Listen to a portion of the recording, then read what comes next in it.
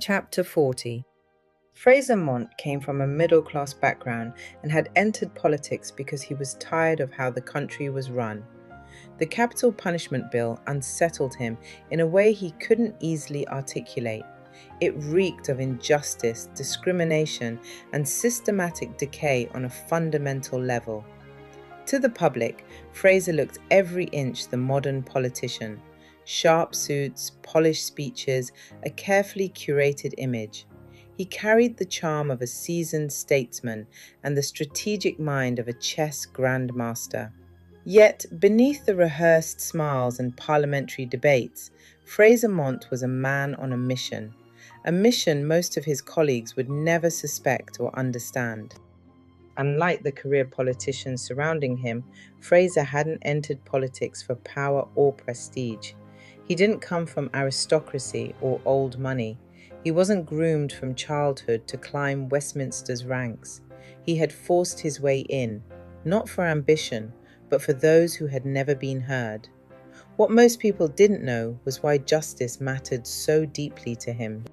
At 15, he had witnessed something that never stopped haunting him. His best friend, Dylan Maseko, a black teenager from a working-class family in Tottenham, had been in the wrong place at the wrong time. The police needed a suspect, and Dylan became their scapegoat. Fraser had been there that day.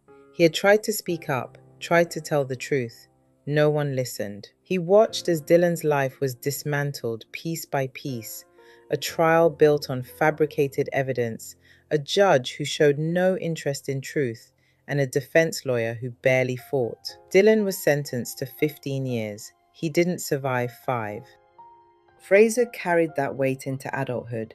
He made himself a promise that day.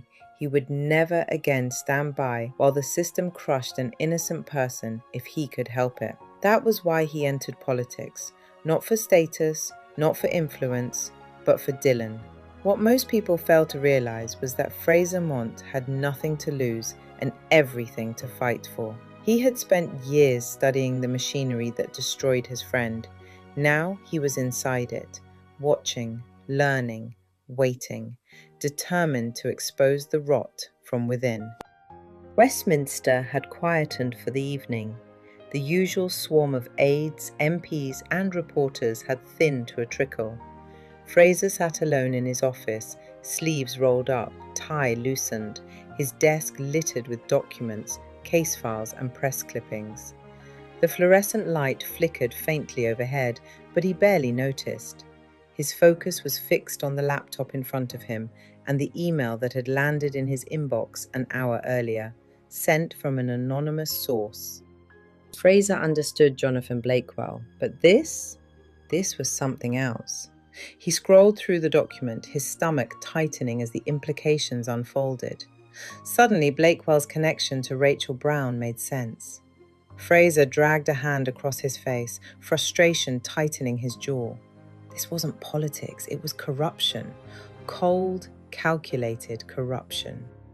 He leaned back in his chair and stared at the ceiling, thoughts racing.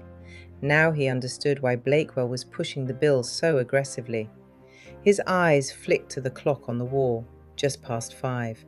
The room felt smaller now, the air heavier with what he knew. Fraser reached for his iPhone, hesitated only briefly, then dialed a number he hadn't used in years. A journalist, one of the few people he still trusted. The Lord is at your right hand. He will crush kings on the day of his wrath. Psalm 110, verse 5.